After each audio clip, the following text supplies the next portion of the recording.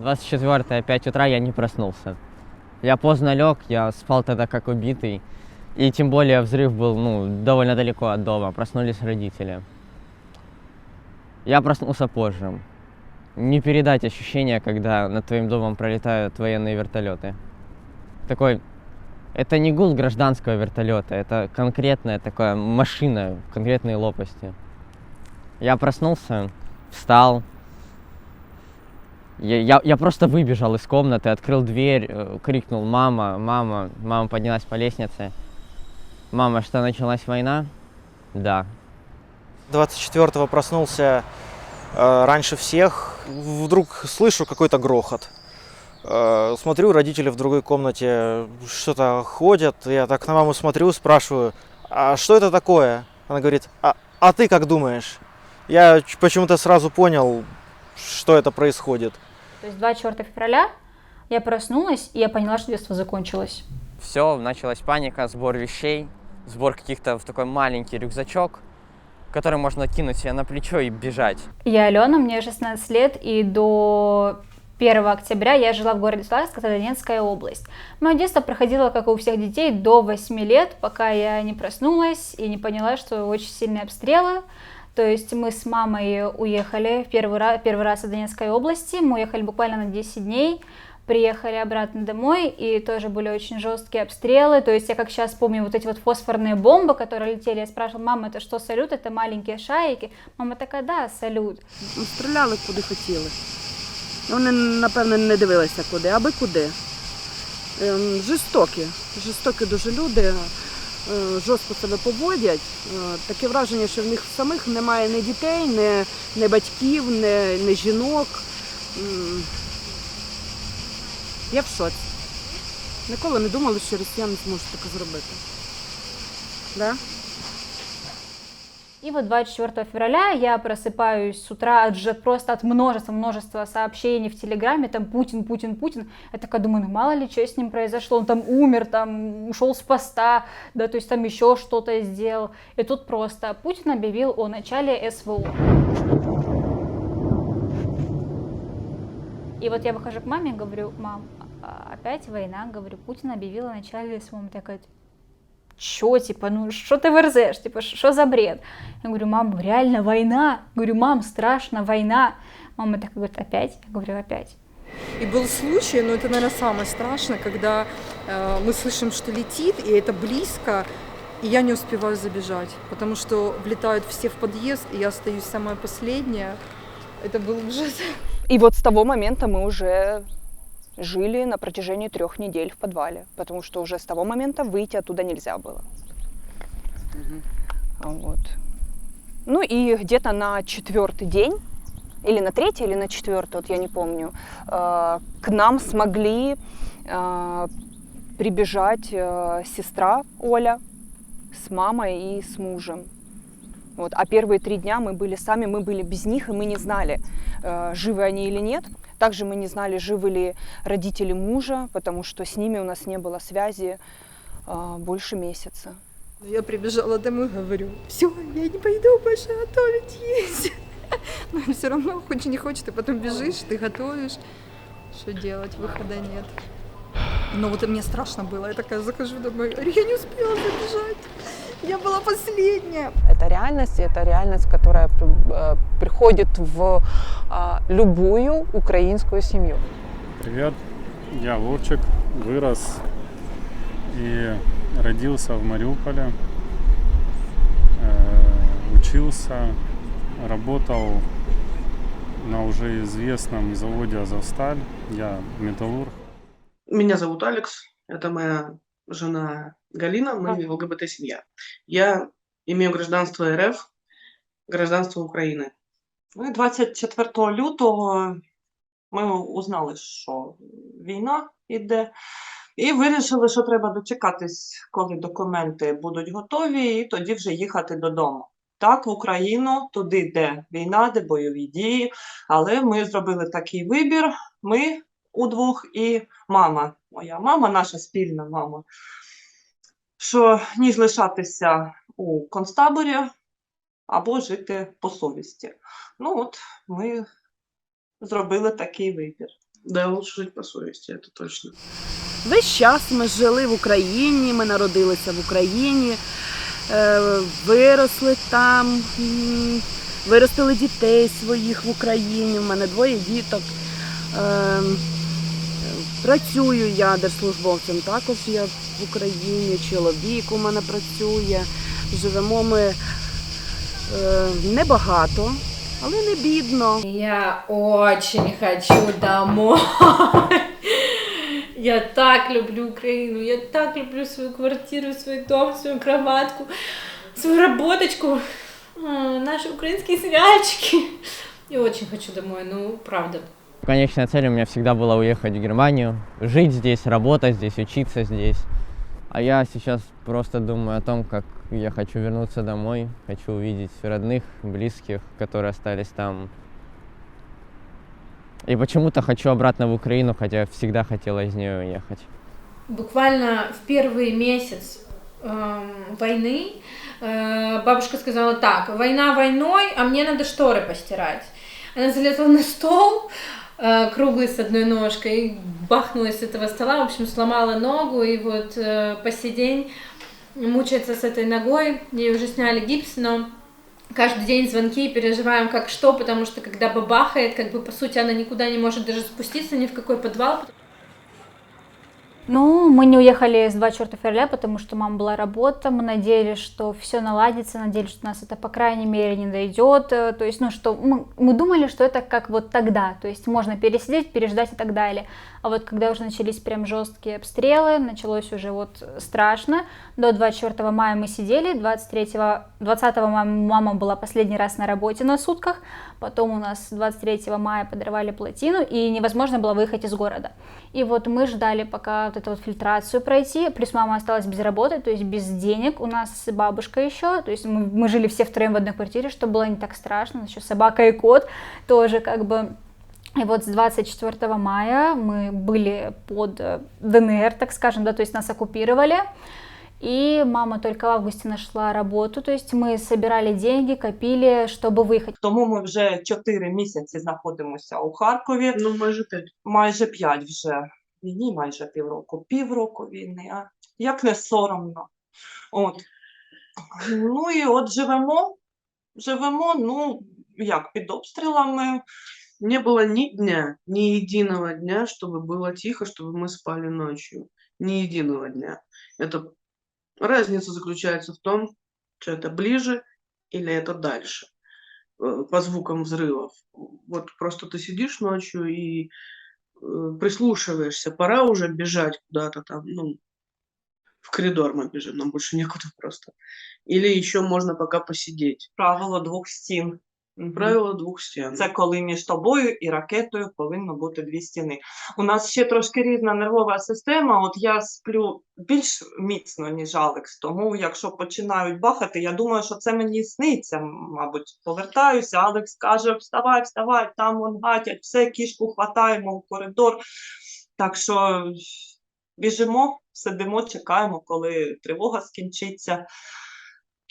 Говорят, что к этому можно привыкнуть. Нет, к этому не привыкнешь, никак не привыкнешь, никогда не привыкнешь. Это страшно.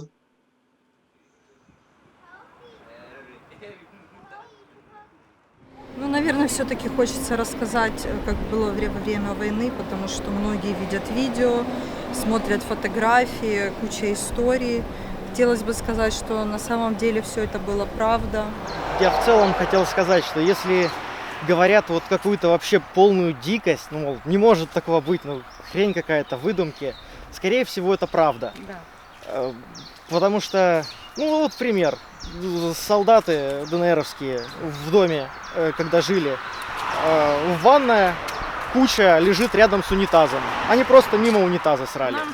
Это правда. Знакомая показывала. Вот, говорит, у меня жили ДНРовцы. Посмотрите, что после них осталось. Когда люди пешком идут через поля, леса для того, чтобы вывести, там, мужчины выводят своих жен с детьми или же пытаются как-то их вывести, это не сказка, это не фильм, это реальность. Это реальность, в которой оказались, ну, очень многие жители. У меня там остался отец. В военное время нельзя взрослым людям, ну, взрослым мужчинам с 18 до 60 лет уезжать. Я звоню ему, пишу ему. И что, я просто понимаю, что он мне может ответить.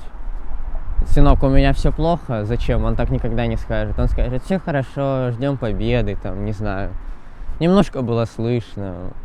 И вот этот вот момент, последний раз, когда я видел отца за этот месяц, ну, за это время, пока я здесь, 3 недели, когда он меня обнял и посадил в другую машину, которую вела мамина подруга. Я читал новости, наверное, до 28-го дня каждый день по несколько часов. А потом я просто плюнул на это все. Я сказал, что я просто не выдержу. Мне какие-то новости мне пересказывают, какие-то еще что-то, но я уже не читаю об этом. Даже вот у меня, да, то есть рюкзак, ну, то есть с украинской надписью все равно было страшно ходить. И что самое интересное, вспоминать это еще страшнее, чем когда ты переживал это каждый день, потому что ты на каком-то шоке, у тебя шок, у тебя и адреналин, и шок, и сейчас намного страшнее, и плачешь больше, чем когда ты сидел в подвале. Да, я помню, когда мы такие, ну, блин, что делать? Нападают, ну, хорошо нападают, я никуда не пойду. И, наверное, это какая-то фаза такая осознания. И у меня с окна, с балкона виден подол, и когда я увидела, что он горит, я поворачиваюсь к своему другу и говорю, ну, все, нам пизда. Ну, что делать? Собрать вещи, куда деваться? Ну, из историй вот про войну с гражданской я могу рассказать там историю моей тети, которой рядом с домом взорвался снаряд, что аж окна выгнулись вовнутрь. Она после этого к нам переехала жить. Живеш і, ну, тоді ми жили і думали, що прилетить, не прилетить. То самоліти літають, неізвісно, що думати. То теж чуємо, щось у небі полетіло. Да так швидко прилетіло, що ми не поняли, що воно то прилетіло. І життя у нас почалася ушная, все уши. Один такой участок нам нужно было приехать, где были постоянные взрывы. Пугались не только дети, интуитивно пугаются и взрослые. Да? Я просто подскакивала от этих взрывов, потому что это сложно сконтролировать свою эмоцию и не реагировать на взрывы, которые происходят недалеко от тебя. Ты не знаешь, где он будет и как. Меня папа просто успокоил, говорит, ты не переживай, говорит, ты свой взрыв не услышишь. Самолеты летали, бомбили, буквально вот самолет отбомбил, через 5 минут другой залетает, опять бомбит. Оказывается, что в какой-то из моментов попадала буквально в соседский дом за 10 метров, в следующий соседский и у нас во двор. Наш двор полюбили. Это сколько туда мин прилетело, это кошмар. Вот как все перемолото мясорубкой, там навес стоит, забор металлический, все вот клочья металла, завязанные в узлы. Стріляли куди попало. Завод, у нас той завод уже не працює 15 чи 10 років, там і вплоть до того, що в місті і стекла вибиті, дверей немає, ні окон немає, там бомжі жили, собаки ночували. А вони обстріляли ще так на всю свою страну, так гарно розказували, що вони там уничтожили вплоть до скільки людей, скільки техніки, там нічого не було, там пустий каркас стояв. Поскольку вообще нечего там было делать, и нам было страшно, мы научились неплохо различать, из каких снарядов, из каких орудий кто бьет, и как далеко, и в каком направлении.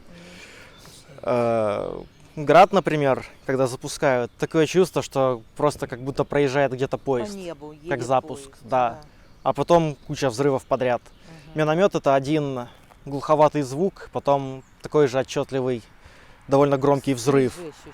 Авиабомба — это почему-то относительно тихий взрыв, но долгий, все трясется. Он тише звучал как-то, чем... Ну, это не когда попали Да. с 200 метров. Ну да. А когда до 100 метрах бомбы попали, это было впечатление, что попали в наш дом.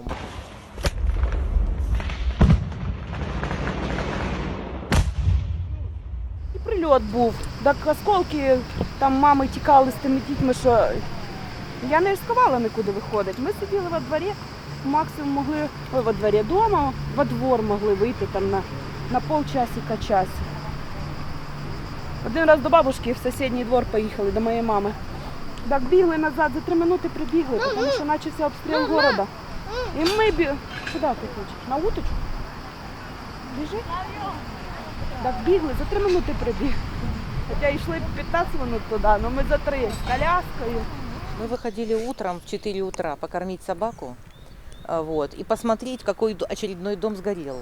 Да. К соседу могли проскочить, он тоже рано утром выходил, у него была в подвале буржуйка, и они могли там сделать воду. У нас уже не было кипяченой воды, и еда была вся сырая. И вот они нам варили макароны и кипятили воду. Вот это была наша еда. Иногда варили. Иногда варили, мы не могли даже забрать. По неделе не могли вылезти из подвала. А вот с 31 марта по где-то 8 апреля мы не могли даже поднять крышку люка. Ну, собственно, вот как-то так продолжаем существовать, жить.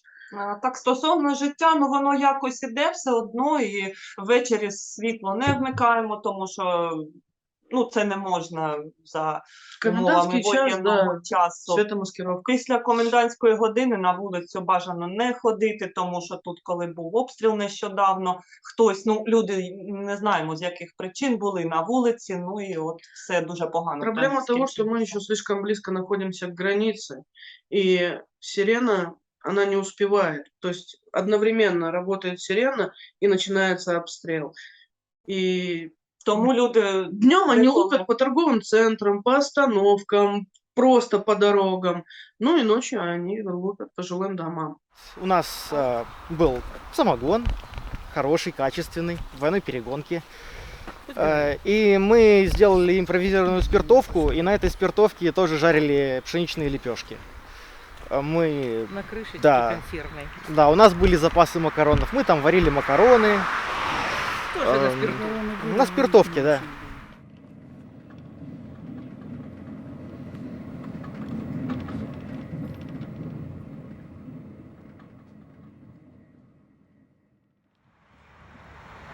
Братья украинцы, то есть писал это поляк.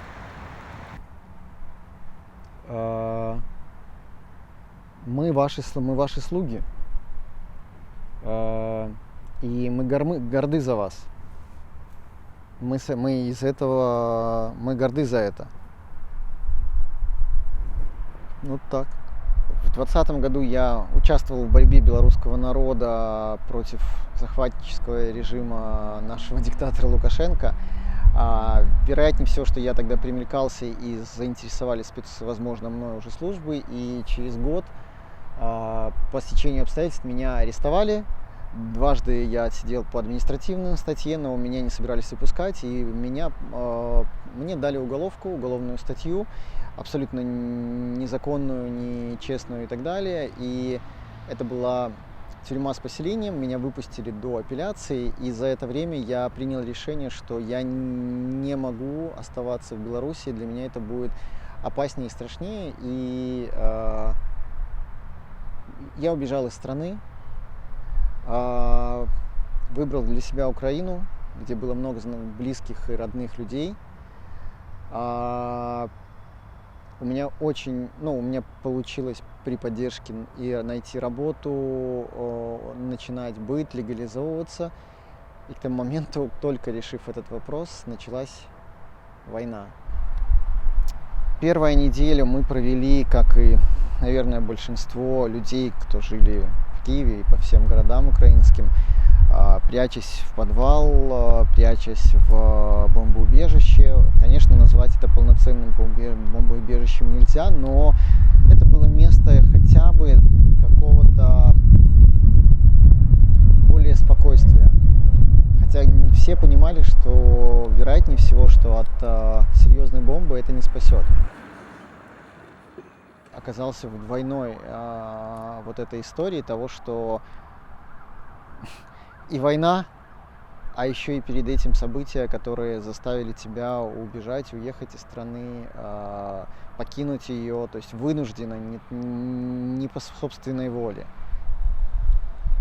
За себя было даже меньше страшно, чем за тех же детей, семьи, даже за животных иногда было страшнее, чем за самого себя. Я ни разу не пожалела, что мои дети наконец-то в безопасности. Когда мы на следующий день вышли гулять в парке, и я понимаю, что дети свободно могут бегать по улице, а меня никак не настораживает то, что только что где-то что-то недалеко от нас взорвалось, или ты не знаешь, что этот взрыв, вот он был только один, или их может быть череда.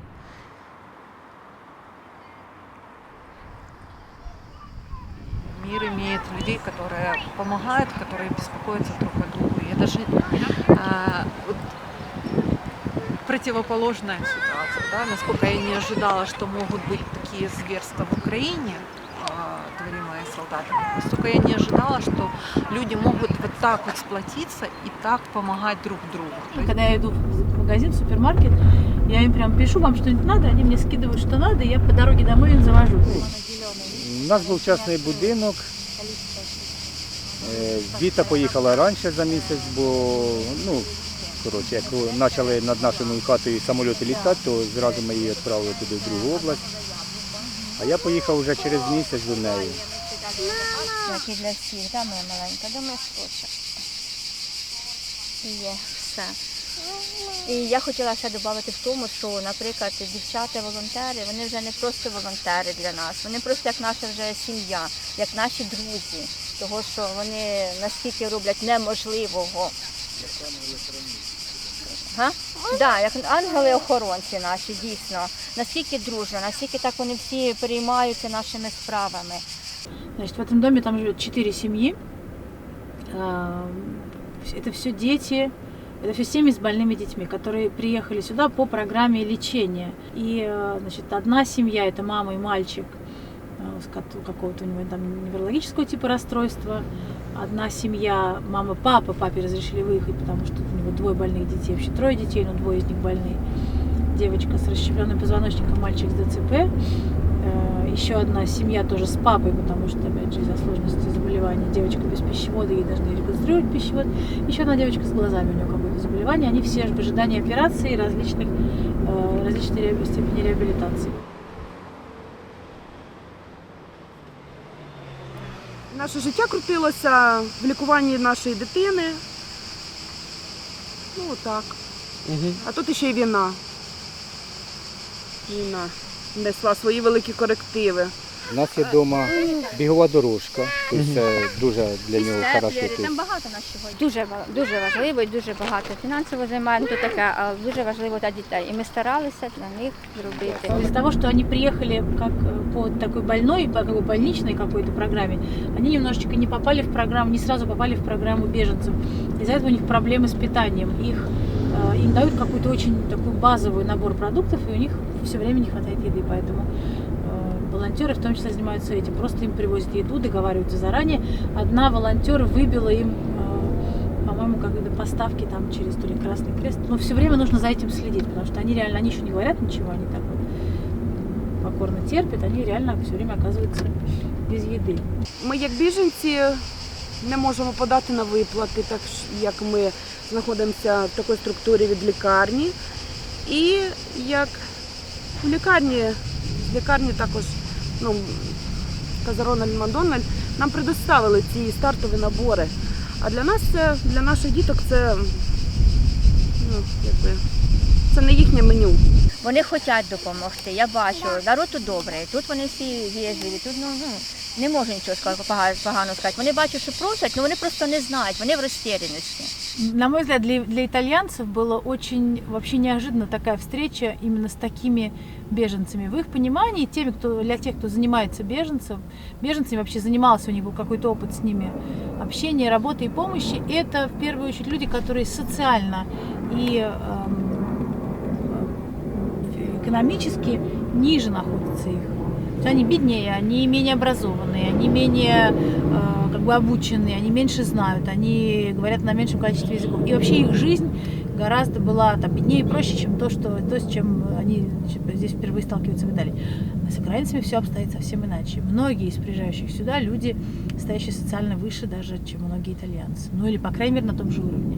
Они сразу это чувствуют. Это видно, как люди говорят, как они одеваются. Уже то, что они сюда едут с собаками и с кошками, говорит об этом. То, что они бегут сюда со своими маленькими, такими крошечными какими-то там собачками или с кошечками, это совсем о других людях нам говорит. И для итальянцев это был большим шоком обнаружить вот именно таких беженців, понять, що це теж біженці. І можливість буде на школу, що дуже важливо для дітей, і роботу, праця. Що трошечки ми можемо працювати і жити, і якось уже входити в цю струю життя Італії, так як усі. Ми не хочемо постійно бути на чим забезпечені. Ми по мірі можливості будемо працювати і забезпечувати себе, і дітей. Так, і огород у мене є, я так скучила вже за городом, непривично мені так. Ми на город приїхали, на сад, яблуки, всякі фрукти, ягоди, малина, роздолье. Рядом речка. Что? Речка. Речка рядом, да. Здесь море, но все равно не то же самое, я понимаю. Не то. Ми в палатки собралися, у нас матраси є. Палатки загрузили, поїхали собі на річку 3-4 дні, бо більше тоді це вже перебор. Комарі. Це там таке, як дикарями воно називається, в палатках, взагалі красота. У мене, як я приїхав в Італію, в мене таке було. Я боявся зустріти руських, просто боявся. Тобто, тому що, як, вони прийшли, вони вбивають нас, вони рушать наші дома, вони роблять страшне. Тобто, це враг, руський це враг, це як у ту війну було німець, так зараз для нас це так само руський. Але, слава Богу, я тут зустрів руських, яких в мене просто мировоззрення помінялося. Вони оказались мені настоящими друзями. Якось так, аж важко говорити про це, тому що я знаю, що на Україні мене не поймуть багато хто. Може навіть скажуть запрозаний, бо зараз поводиться з руськими. Тобто, я розумію їхню позицію. Але хто мені тут перший прийшов на допомогу, то це руські. Це якось така ж больно просто. Там бувають руські, а тут допомагають. Не знаю, я не можу зараз, пробачте, не можу говорити, переповнюється.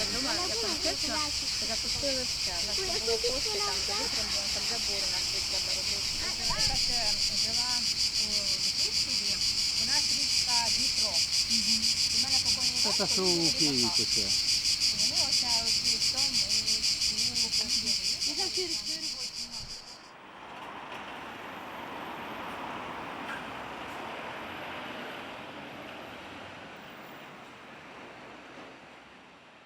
Есть вот этот паром, который 6 раз в неделю.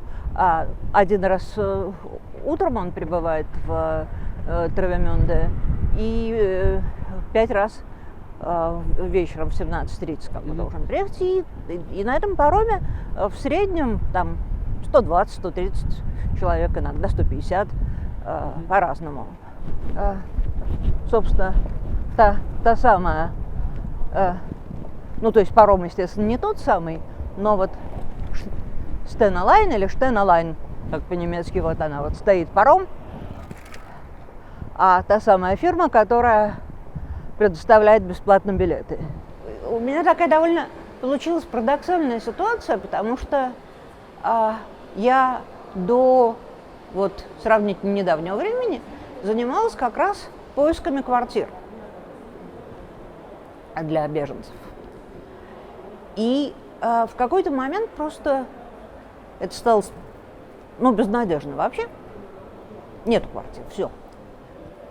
И я стала искать, чем бы мне заняться дальше, потому что это была уже сплошная фрустрация. И вот как раз нашла эту группу Рубикус и занялась, соответственно, вывозом и доставкой сюда новых беженцев. И получается довольно такая парадоксально, иронично грустная ситуация, при которой я знаю, что квартиры они, скорее всего, там в обозримом будущем не получат, что они будут, бог знает сколько времени в этих лагерях торчать, где совершенно не кайф. То есть я ушла от поиска квартир для того, чтобы еще увеличивать население Германии, которому тоже не достанутся квартиры. Но как бы вывести их из России для меня важнее, чем то, что у них в ближайшем будущем квартир не будет. Хотя первые дни нам всем казалось, что мы побудем недельку, потом нам казалось, еще недельку. Приходит осознание, что мы не в ожидании уже, а что это наша реальность на ближайший год. Муж сказал: увози детей, тебе нужно... Ты взрослая девочка, ты должна понимать, да, я понимаю, что очень... Понимаете, это очень тяжелое решение, когда ты уезжаешь, понимаешь, что у тебя остаются там родные. Очень сложно то, что здесь все совсем по-другому. Тоже очень еще удивляет неработающие магазины в воскресенье. Или, например, отсутствие круглосуточных магазинов. То есть мы привыкли, что мы в любой момент, если нам ночью мороженого, например, захотелось, мы можем выйти, и все, довольно много круглосуточных магазинов, то есть это совершенно не проблема. А здесь их нет. И если тебе в субботу вечером что-то вдруг захотелось, то нужно ждать до понедельника. Поэтому, это тоже для нас странно. Но они так живут, у них так принято. Здесь не так много беженцев, как в Северной Европе, как в Германии или там в Чехии, судя по всему. Но все равно у нее есть структуры таких, и она уже начинает потихоньку захлебываться, к сожалению.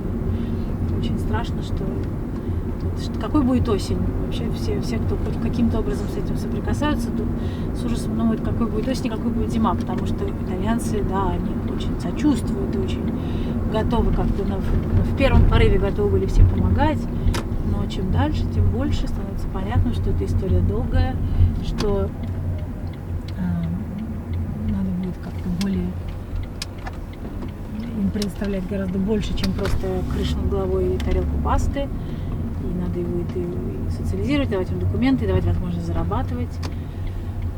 А главным образом сейчас, конечно, все думают со страхом, какой будет зима в смысле газа. Но это уже не вопросы, конечно, к беженцам.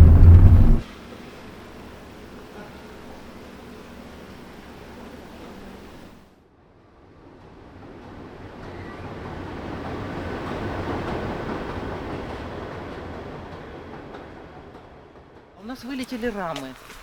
Когда мы зашли в ту половину дома, у нас эти рамы лежали на полу. И собака оглохла и сидела под скамейкой во дворе и плакала. Что такое овчарка плачет, мы увидели. Отличительно то, что люди, у кого были животные, бежали с животными. То есть животным тоже было страшно. Наша собака вообще это подушечный вариант, который в принципе никогда далеко не бегал. Он только вокруг двора на лавочке полежать, поваляться и домой. А еще, кстати, что интересно, были такие у нас вопросы от местных. Это что, ваша собака с Украины? И их удивляет, что он с нами из Украины приехал, что мы проделали такой путь и проделали его с собакой, что мы его вообще вывозили оттуда.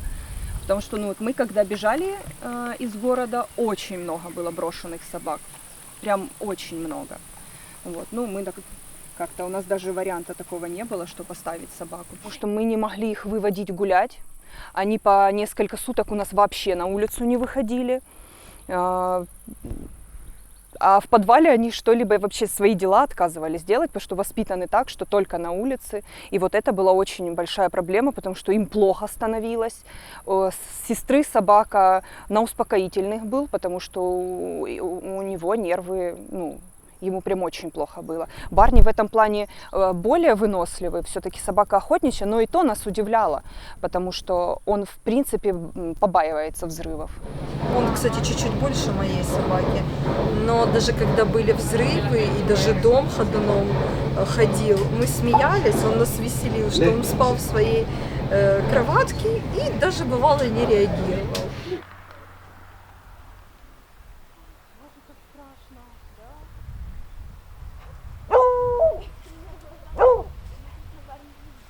Деткам намного легче все это было переносить, потому что он постоянно рядом был. И вот даже тот момент, что он лежал рядом, и они его постоянно гладили, вот как-то, ну, от этого легче. Да и не только детям, и взрослым тоже от этого легче было. Барни, блин. Вот. Барни, вот это вырежу. Сядь, садись, садись. Все, будь умничкой, посиди, пожалуйста, спокойно. И вообще это было очень странно и дико, потому что там было, ну, я не знаю, не считала, но, не знаю, каждый третий или каждый четвертый был с животными. Маленькими, по большей части, мелкими совсем, кошками в переносках, собачками на руках, ну или некоторые все-таки на поводках. Они все за там 3 часа, что я там провела с ними, они не издали ни единого мява, ни единого тявканья, ни одного звука. Животные просто молчали. А вот, кстати, в плане собаки, вот, наверное, во всех странах люди, имеющие собак, они очень быстро сближаются. И вот даже просто видя постоянно кого-то с собаками, вот они нас уже знают в лицо, мне кажется, они нас по Барнику узнают, и они издалека начинают махать нам, здороваться, но это очень мило. И вообще здесь очень мило то, что все люди здороваются, даже вот, они не знают тебя, но они всегда поздороваются, и все такие улыбчивые, это очень мило. Люди в возрасте, которые сюда приехали, они готовы пойти мыть полы и убирать. Даже эта работа, которая смешная, да, для нас, ну что там пойти в магазин, браться в аптеку. Здесь даже на эту работу устроиться невозможно, потому что они запрашивают 8 месяцев учебы.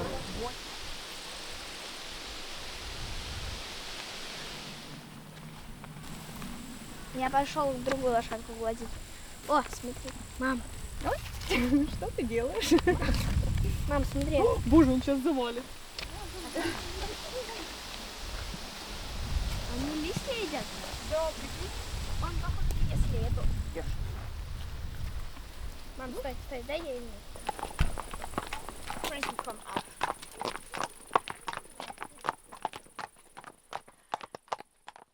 У меня сейчас реально такая паника, мне настолько страшно от того, что я просто хочу жить в спокойствии.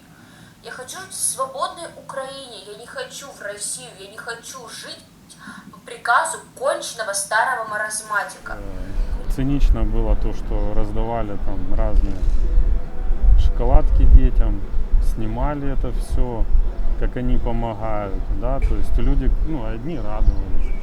Другие люди, которые, ну, адекватно все воспринимают, понимали, что у людей забрали все, у детей забрали детство, как бы, и им дали только там киндер, либо какие-то шоколадки. Это было, ну, как бы так сказать.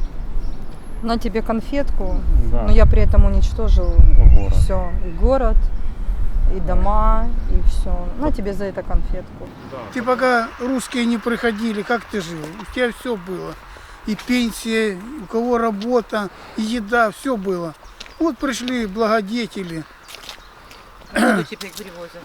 Теперь воду тебе раз в 3 дня дают по записи. Русские, которые не хотят слышать украинцев и белорусов, не хотят уважать эти народы как отдельные народы, они не могут быть братьями. Было бы очень просто ненавидеть русских, по сути. Ну, вот это было бы самое простое решение каждого в этом мире. Ведь есть за что. Ну, то есть я искренне люблю и уважаю 20 тысяч русских, которые вышли на митинг к для остановления войны. Искренне ненавижу 200 тысяч человек, которые вышли на стадион, чтобы поддержать Путина. И не говорите мне, что эти люди заложники режима. Они не заложники режима, они то, благодаря чему этот режим стоит. Прекрасный пример, как только в Украине начался устанавливаться режим, который не подходил государству, у нас случилось, точнее не государству, а людям, у нас случилась революция. Нас тоже паковали в автозаки, как любят выражаться протестующие в России, что их просто арестовывают, не дают ничего делать. А у нас погибло 100 человек, против нас брали и применяли оружие. Но вот когда народ по-настоящему хочет что-либо добиться, он поступает так. Ну, естественно, я не виню 20 тысяч человек, что они не хотят умирать. Я их не виню за это. Я виню 200 тысяч, за то, что они хотят, чтобы умирали другие.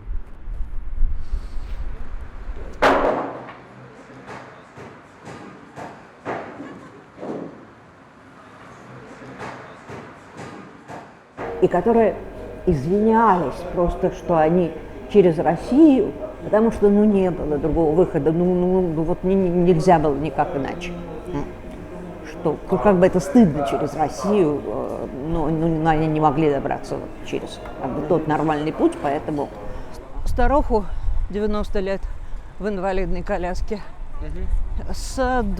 так и не узнала, кто они ей, дочка и внучка или просто какие-то там сопровождающие посторонние, с которыми они познакомились по дороге. Ну, в общем, вот ее надо было, естественно, устроить покомфортнее, и дальше они уже остались там в Латвии, потому что куда им тащиться.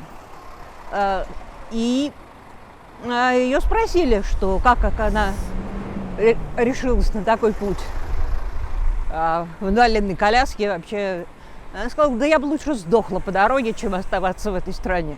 То есть есть контакты с российскими волонтерами, российских волонтеров много, и они, в отличие от нас, рискуют. Я написала одному волонтеру, она написала, что не может помочь, так как вы не на территории РФ, но скинула мне вот эту вот ссылку на телеграм-канал. Ответили буквально там в течение 20 минут, оформила заявку, ответили, очень приятно, то есть не было такого вот там вот все строго и так далее, то есть без проблем, примем, найдем жилье, квартиры. Обязательно спросили животные, маломобильные люди, то есть приятное общение, приятные люди, которые курируют, очень приятные волонтеры.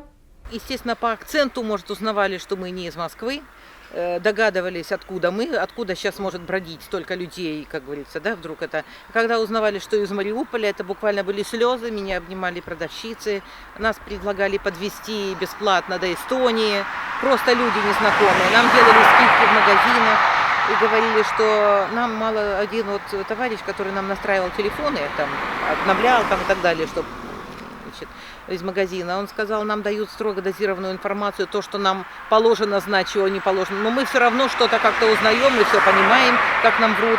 И вы понимаете, что мы с вами. Ну, в общем, простые люди массово, когда узнавали, кто мы такие, откуда, они хоть чем-то пытались помочь и показать свою поддержку. Буквально массово.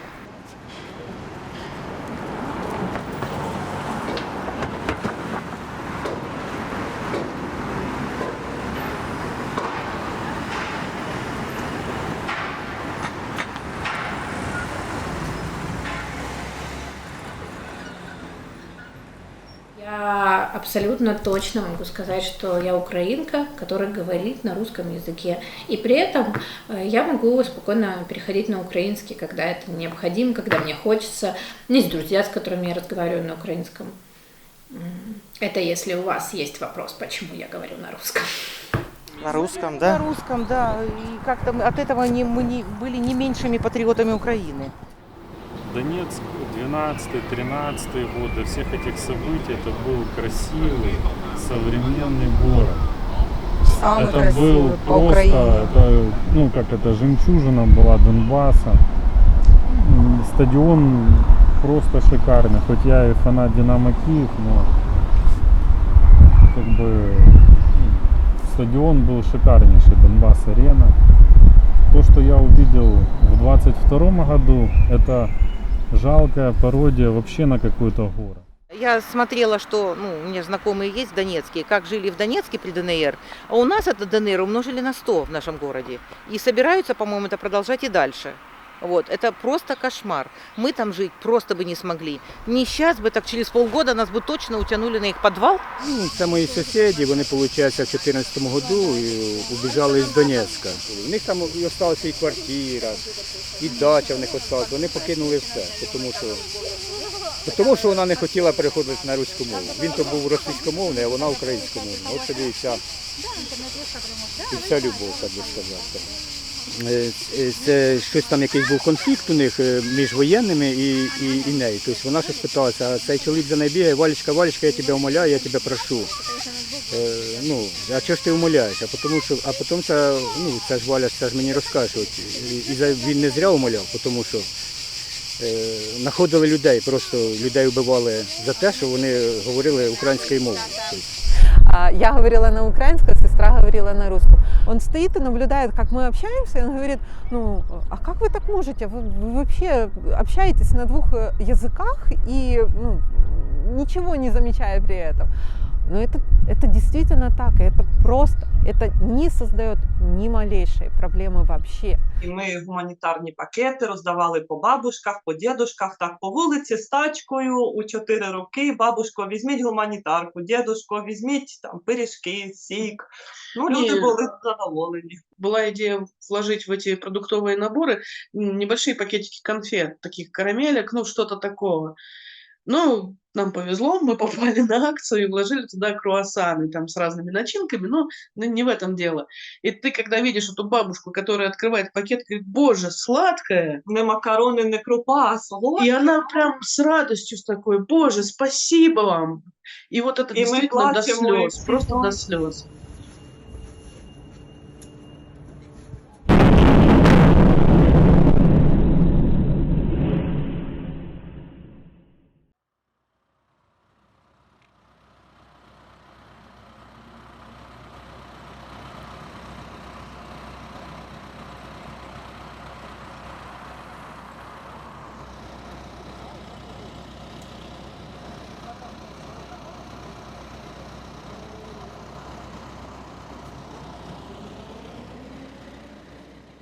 Но нам сказали, нельзя фотографировать, потому что если ДНР увидят где-то ваш фотоаппарат, то вам всем будет конец. Мы его прятали, эту SD-карточку, в таких местах, что я сама потом еле нашла. Вот, вывезли такие мы эти фотографии. Трудно фотографиями это передать, потому что вот на фотографии 1, там разрушенный дом, 2 разрушенных дома. Такой разрушен весь город на 500 000. Мы остались живые, но внутри мы мертвые. Это показывает такая конкретная характеристика нашего города, который уничтожены на больше, чем 96%. Душа болит, мы скучаем за городом, но мы понимаем, что это не тот старый город, он уже не будет прежним. Это брошенный, изолированный, полумиллионный город, в котором идет война. Мы стояли, и он пришел к выводу, что нужно бежать, потому что воды совсем мало, а у него ребенок, да и мы все пить хотим. И мы побежали, и у нас был такой ужас, когда мы увидели эту толпу, эту очередь. По счету, наверное, больше 50 человек. В это время летают самолеты, скидываются бомбы. Он поворачивается ко мне, говорит, ты понимаешь, говорит, что мы можем отсюда не выйти? Я говорю, я понимаю. Говорю, а ты понимаешь, что нам нужна вода? Он говорит, я понимаю, и мы стоим. Слава Богу, все обошлось, мы поднялись, мы побежали, мы забежали в подвал. У нас адреналин, мы начинаем рассказывать о том, что вот такой случай, что мы стояли в очереди, что мы бежали, что были взрывы, да. И вот это все рассказываем, и за нами заходит сосед и говорит, упала бомба, упала ракета, стрелял самолет, что там, где вы сейчас набирали воду, куча трупов.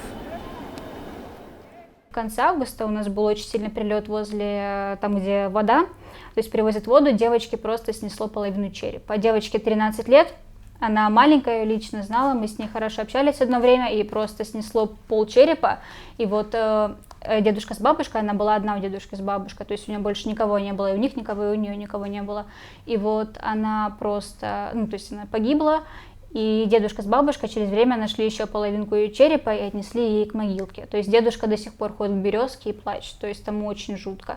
18 июня у меня погибла тетя, мамина сестра, тоже от прилета, ее внутри разорвало, то есть ее разорвало изнутри, им прям под ноги с мужем прилетел снаряд. Они тоже были на речке, тоже набирали воду, это было очень жутко. 4 утра. Дело в том, что у них была война иногда по расписанию. Вдруг вечером наступало затишье. Они шли пить кофе и спать, я не знаю, как это называется. Не. Вот. А потом они стали пакостить. Вот 1,5 часа затишья, вот Женя захотел выйти наверх посмотреть, попало ли нам сегодня в дом где-то там. И вот, поднимая люк, к нам во двор прилетела мина в 3 метрах. Такое, что он чуть с лестницы не упал. Почему чуть не упал? Ну, вообще-то упал. Вообще-то да, упал. железный. После этого мы еще 2 дня не выходили. Да.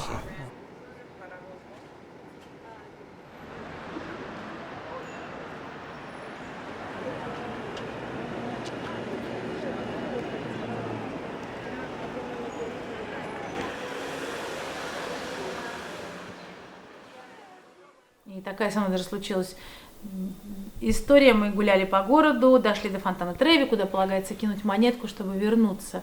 И я им сказала, вот мы дошли до этого места, здесь по традиции кидают монетку, чтобы вернуться. И одна из них мне сказала, а если я кину гривну, я вернусь в Украину, я вернусь домой. И вдруг я поняла, что через все эти попытки отвлечь их и как-то скрасить их пребывание здесь, все равно вот эта такая вот сквозная нота всегда у них присутствует, вернусь домой. И они таки вернулись. Вот именно эта женщина со своим мужем, они вернулись в Киев. И теперь мне пишут из Киева, вспоминают, как мы гуляли по Риму. Так что я надеюсь, что у них все будет хорошо. Там куча близких, там моя бабушка, одна, вторая, там моя собака. И, в общем, в Украине вся моя жизнь и жизнь всей моей семьи. Учиться. Больше никакого плана у меня нет. Просто учиться и ждать нашей победы. Ну, не знаю. Вилікуємо Мілану, щоб вона сама їла. Я думаю, тоді вже закінчиться війна. Ми поїдемо відбудовувати нашу державу. Бо ми і тут, а душа наша там.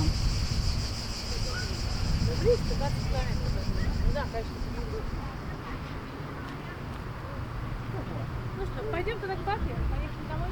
Да, именно, а вот Мы не хотим туда возвращаться. Не хотите? Нет. Нет. И, кстати, у меня на эту тему большие опасения, потому что до сих пор тут никто не знает, что с нами будут делать дальше Германия. Понимаете, мы же не из той Украины, которая, значит, закончится война, останется там Киев почти целый, Харьков и какие-то города. У нас есть Мариуполь. Нам возвращаться там некуда. Я бы не хотел. Гробить себя. Я бы не хотел возвращаться в место, где я 2 месяца подряд думал, умру ли я на следующий день или нет. И желания, наверное, нет. Вот мы скучаем, мы плачем, мы хотим, но мы понимаем, что наша жизнь не будет прежней. Вот, как-то ты так говоришь, мы. Вот. Ты и я, а мы не мы? Да не, ну как бы у меня совсем другое мнение. Ну, скажи. Как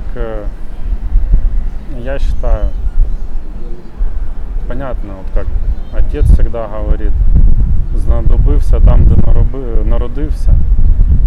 Но пока в Мариуполе будет висеть флаг непонятной республики, ну туда вообще смысла нет ехать. Когда Мариуполь вернут, я надеюсь, это будет очень скоро. И надеюсь, обязательно когда-то я туда приеду, найду всех своих друзей, которые воевали, которые сейчас воюют, защищают. Скажу им спасибо. Ну, в Україну ми по-любому вернемося. Тому ми згодні під обстрілами, хай ракети літають, але ми вдома, але ми в Україні. Знаете, будущее мы планировали до военных действий в Украине. Что будет дальше, ну, сложно сказать. Пока нам приходится жить сегодняшним днем и максимум планировать завтра. Мы едем в самую чудесную немецкую семью, которая согласилась нас приютить, и мы уже живем у них больше 3 месяцев. Вот это кухня, и дальше наша спальня. Hallo! Okay. Итак, He's wondering if he has to smile, if he just take a film or just photographs. вот. Это моя прекрасная семья, мы новые родственники. Als der Krieg in der Ukraine losging, waren wir natürlich alle entsetzt. Es waren furchtbare Bilder und ich dachte mir, also das habe ich nur so für mich erstmal gedacht, dass ich helfen muss und wie kann ich helfen. Und dann habe ich darüber mit Andrea gesprochen, meiner Freundin, und habe ihr vorgeschlagen, diese Wohnung, weil wir hier 1, 2 Räume frei haben, einer ukrainischen Familie zur Verfügung zu stellen. Learns different words. You have to, you get it? Yes. Start here. Every day was a new word, but we have to finish it. Because I speak English a little bit, Andrea very good. No, not very good. And we learn Ukrainian and Russian words, German words and English. And this is our learn table. Our Table? dashboard. Table or dashboard? Dashboard. Dashboard. Yes. And for Gabo, for Stefan's son, where is this word? Party. Party. Вечериночка. It's a lovely word. Wir hatten uns natürlich am Anfang auch darüber unterhalten, für wie lange wir uns das vorstellen können. Und das muss man bei den Ämtern eigentlich auch angeben. Und haben innerlich gesagt, 2 Wochen sind okay, wenn es nachher 4 werden, auch das ist okay. Weil man anfangs ja auch immer noch die Hoffnung hatte, vielleicht ist das in 2 oder 4 Wochen auch einfach vorbei. Und die Landsleute dürfen wieder zurück in ihre Heimat. Jetzt hat sich das natürlich ganz anders entwickelt, als wir alle gehofft haben. Und sie sind uns ans Herz gewachsen. They are become some friends. They are not foreigner anymore.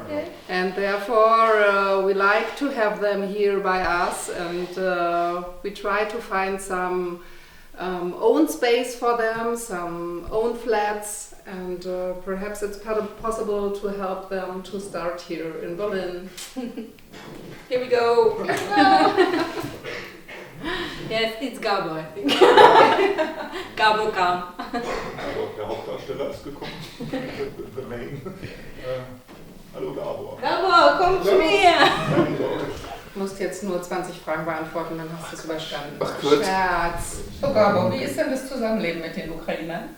Ja, es ist ein schönes Zusammenleben. Also В 17 лет я уехала в Москву, где начала выстраивать свой путь. Потом случилась война, и я не смогла там жить, потому как осознала, что должна быть дома, на своей земле. В Одессе я начала нащупывать свой новый путь. Затем я сменила город, поехала в Киев, где у меня началась новая жизнь, новая работа, снова аренда квартиры. И сейчас снова война, и я вынуждена была уехать, чтобы начать жизнь с нуля опять. Also in dem Moment, als wir uns entschlossen hatten, dass wir die Türen gerne aufmachen wollen für Flüchtlinge, 1 bis 3 Personen, für mehr hätten wir einfach auch keinen Platz gehabt, war es natürlich eine große Unbekannte, weil wir nicht wussten, wer da kommt. Und wir haben zu dritt auch wirklich viel darüber gesprochen, dass wir mit allen Situationen, die da auf uns zukommen, erstmal einverstanden sind und schauen, wer da konkret bei uns landen wird. Und wir können rückblickend nur sagen, dass wir ein Riesenglück mit dieser Familie gehabt haben, dass sie uns echt alle 3 ans Herz gewachsen sind. Und das war von vornherein nicht sicher, aber wir wollten dieses kleine Experiment dennoch gerne wagen. наш посыл, чтобы все убрались с нашей земли. Это все, чего мы желаем, честно говоря. И жизни детей, которые гибнут каждый день и продолжают гибнуть, и действительно крутейших парней, которые одели форму и взяли в руки автомат, мы их теряем. И ich habe gesehen, dass die Ukraine